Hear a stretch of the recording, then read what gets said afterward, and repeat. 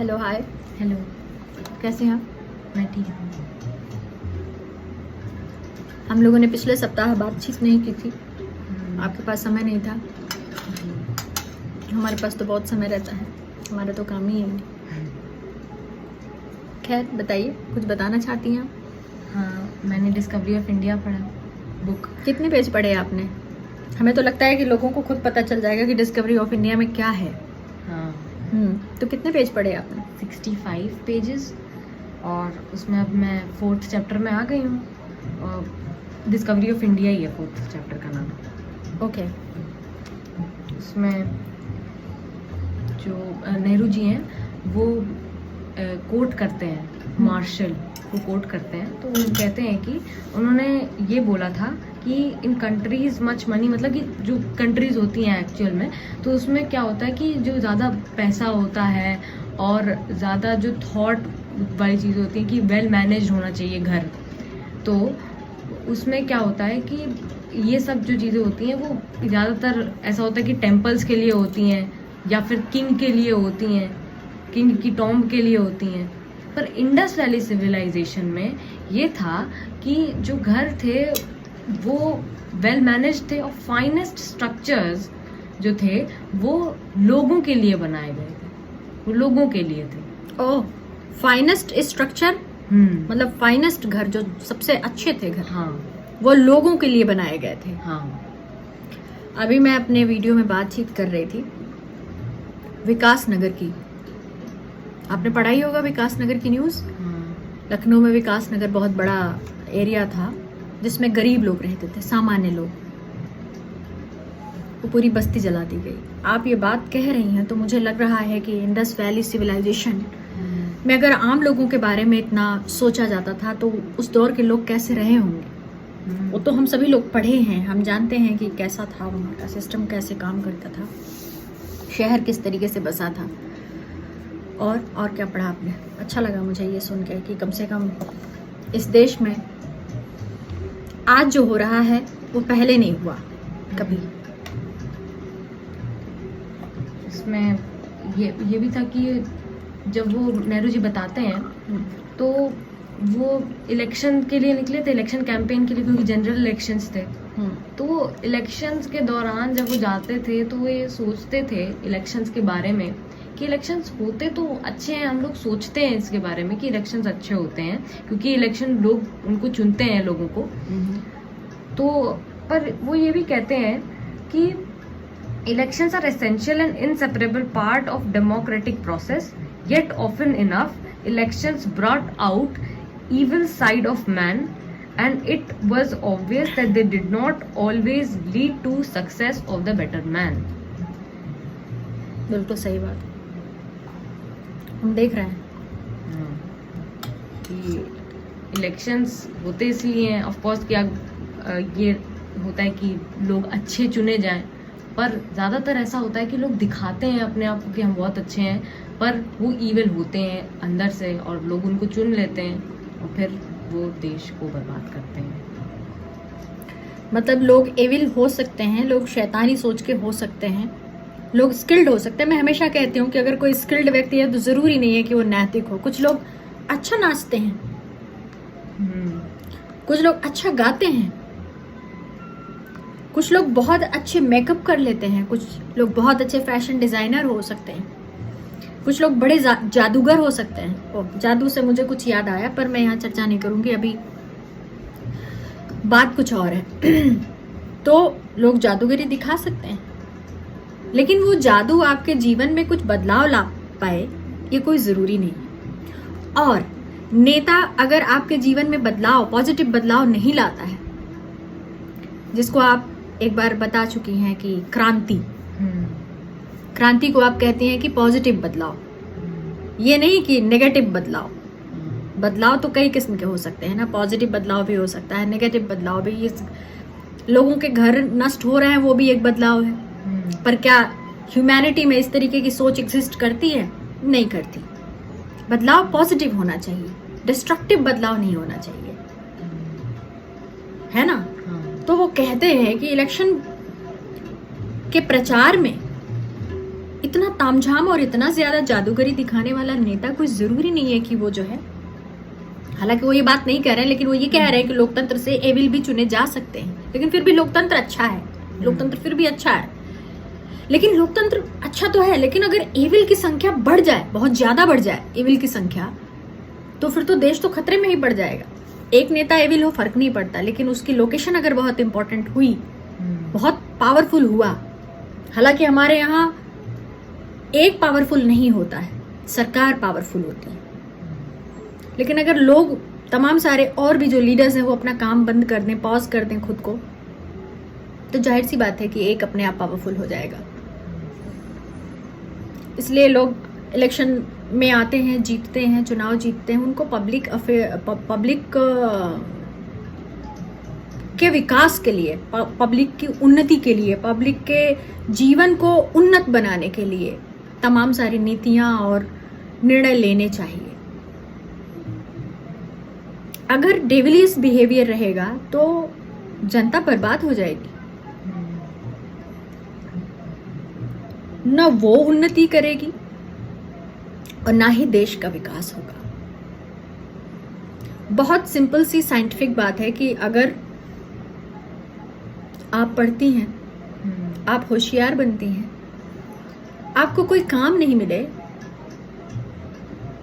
तो आप इस समाज को कुछ दे नहीं पाएंगे, आप कमजोर हो जाएंगे। अगर आपकी अगली जनरेशन, कोई जरूरी नहीं है कि बेहतर बने, इस तरीके से देश नष्ट हो जाता है। व्यक्ति का रोजगार, व्यक्ति के लिए रोजगार बहुत जरूरी होता है,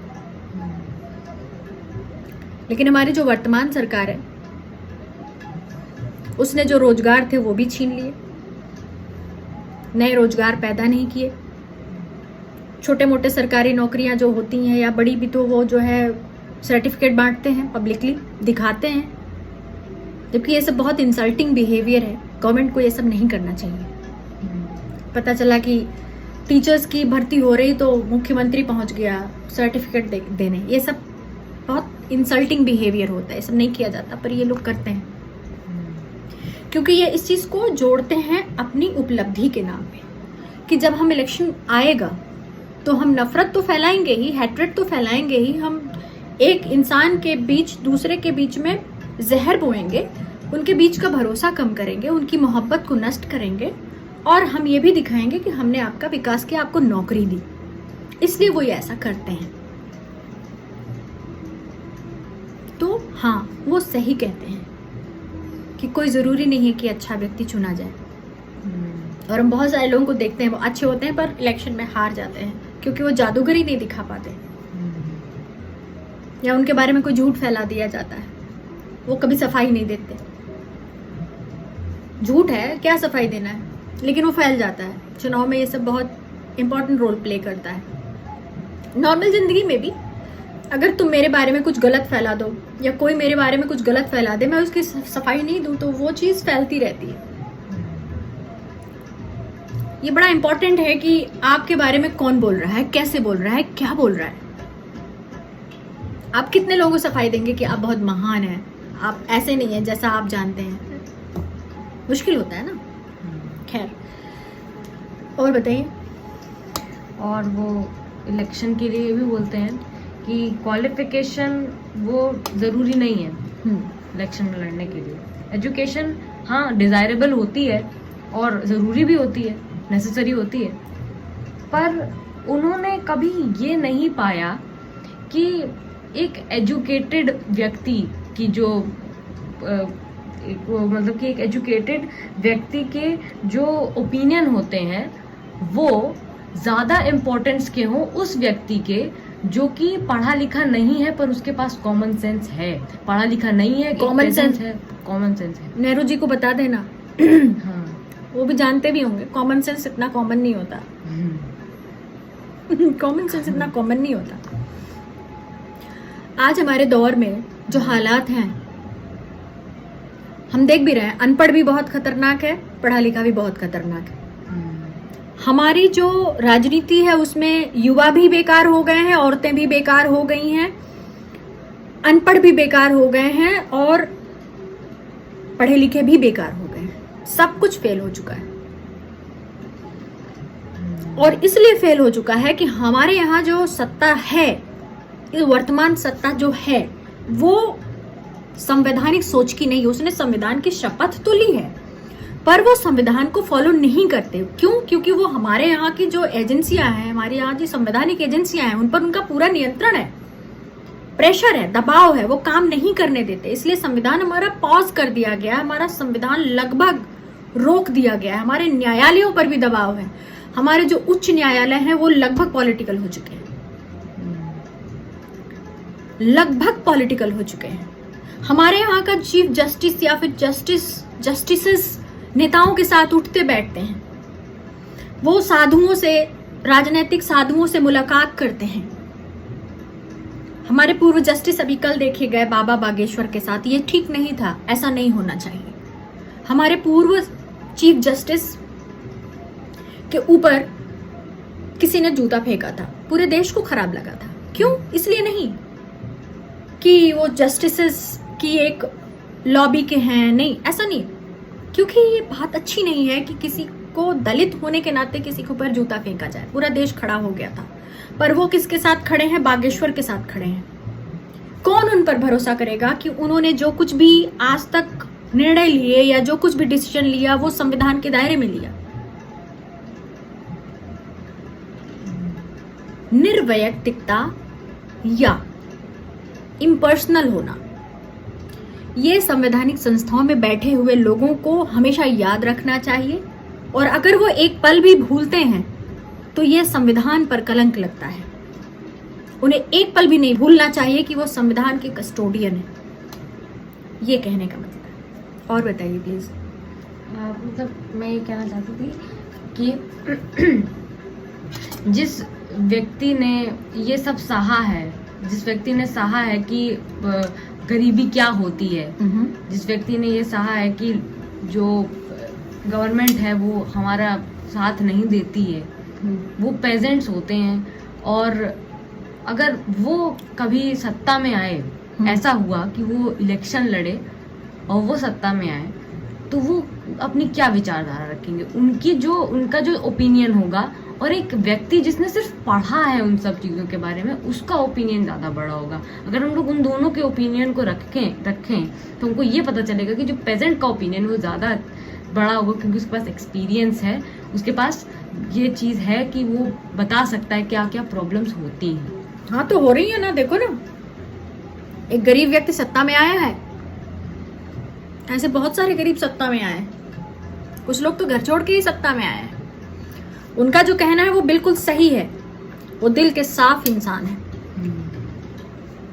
देश को आजाद हुए बहुत दिन हो गया और इन्हीं उदारताओं का लाभ उठाया है उन एविल लोगों ने, जिसकी बात उन्होंने की भी, और उसका परिणाम भी हम देख रहे हैं। गरीबी की बात को मैग्नीफाई करके बोलना कि मैं गरीब का बच्चा हूं, मैं तो दलित का बच्चा हूं, मैं तो दबे कुचले समाज से आया हुआ इंसान हूं। ओपिनियन उनकी ली गई, लोगों ने उदारता से स्वीकार किया कि एक चाय वाला हमारे यहां पीएम बना है। अब इस बात को इसके साथ आप तुलना कीजिए, आपको परिणाम सामने आएगा। एक साफ हृदय का व्यक्ति जो बात कह रहा है, अगर वही बात गंदे हृदय के व्यक्ति को समझनी हो तो उसका कितना लाभ उठाएगा, वो कितना नुकसान लाभ उठाए कोई दिक्कत नहीं है, पर दूसरों को जब आप नुकसान पहुंचाने लगते हैं तो आप असली एविल हो जाते हैं। Am I right? मैं सही कह रही हूँ? हाँ। मैं उन कॉन्सेप्ट्स को बिल्कुल नहीं डिलीट कर रही हूँ, क्योंकि वो एक साफ हृदय के व्यक्ति ने बोला है। ये बात बिल्कुल सत्य है। लेकिन जब उसको लोग गलत तरीके से लेते हैं, गलत इंटेंशन से लेते हैं, भाई अगर चलिए ठीक है, आपको मैं चाकू दे देती हूँ और आपको मैं कहती हूँ कि ये सैलड काटने के लिए है, पर आपको कोई और मिलता है, वो कहता है कि नहीं, इस चाकू से तुम हत्या भी कर सकते हो, और तुम्हें वो इंटेंशन पसंद आ गया, मेरा इंटेंशन तुम्हें पसंद नहीं आया, तो मैं क्या करूंगी? मैं कुछ नहीं कर सकती। कुछ कर सकती हूँ? नहीं कर सकते। Intention is important. इंटेंशन अगर आपका अच्छा नहीं हुआ तो वही औजार हथियार का काम करने लगता है। वही जो औजार था, औजार को मैं पॉजिटिव लेती हूँ, हथियार को मैं नेगेटिव लेती हूँ, वो चीज है।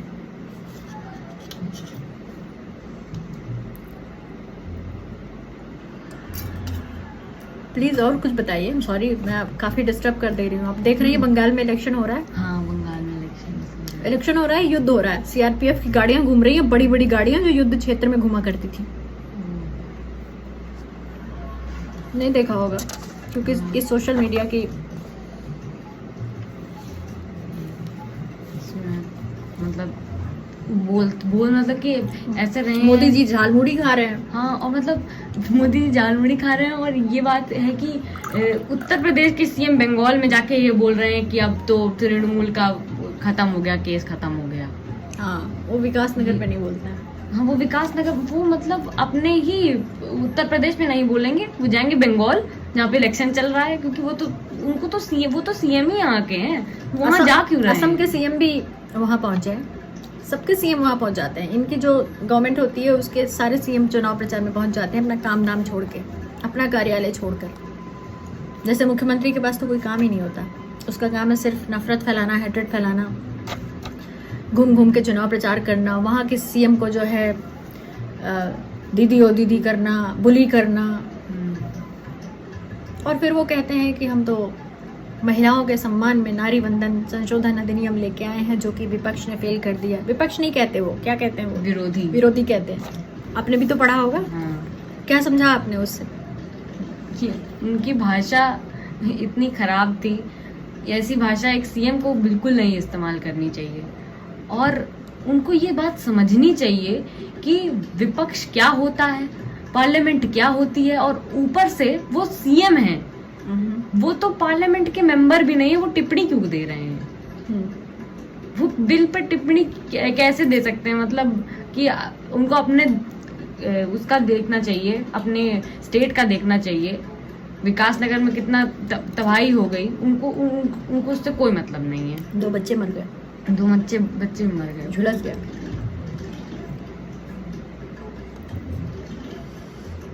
आप सही कह रही हैं कि वो पार्लियामेंट के मेंबर भी नहीं है, फिर भी वो उस विधेयक पर बोल रहे हैं। क्यों बोल रहे हैं समझ में नहीं आता।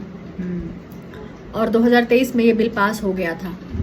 वो चाहते तो आरक्षण लागू कर सकते थे। इलेक्शन में महिलाओं के लिए सीटें 33% या जितनी भी आरक्षित कर सकते थे। महिलाएं वहां से चुनाव लड़ती और पार्लियामेंट में आके बैठती, कोई दिक्कत नहीं थी। नहीं, लेकिन वो कितने लालची हैं कि हम इनमें से तो आपको नहीं देंगे, पहले सीटें बढ़वाएंगे फिर हम आपको देंगे। और सीटें कैसे बढ़वाएंगे? हर जगह पहले डिवीजन करेंगे। डिवीजन कैसे करेंगे?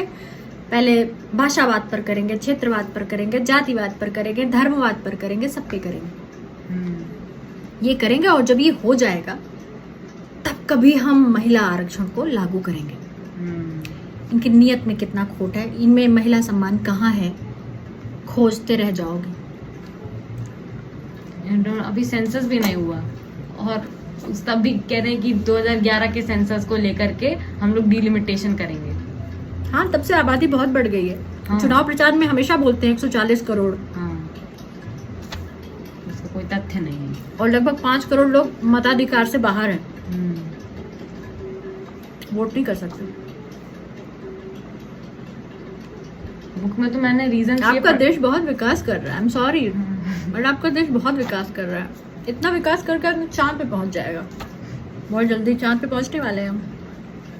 वहां पे फिर हम आलू की खेती करेंगे, कचालू बनाएंगे और खाएंगे, चाय पियेंगे। वाओ।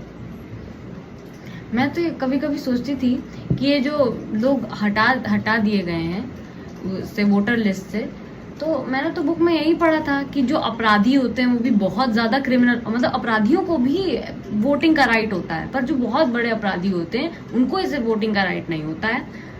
तो मैंने जब ये पूछा था, अपने टीचर से पूछा था, तो मैंने मतलब यही जाना कि जो बहुत बड़े अपराधी होते हैं उनको ही नहीं होता है वोटिंग का राइट, और जो सिटीजन होता है इंडिया का वो दे सकता है वोट, और इवन वो जो जिनको जेल हुई है वो भी दे सकते हैं वोट। पर ये इतने सारे लोगों को हटा दिया गया, कुछ तो ऐसे मतलब बहुत सारे होंगे ऐसे जो जेल में ही नहीं होंगे, तो क्या रीजन क्या है लोगों के कि हटा दे रहे हैं?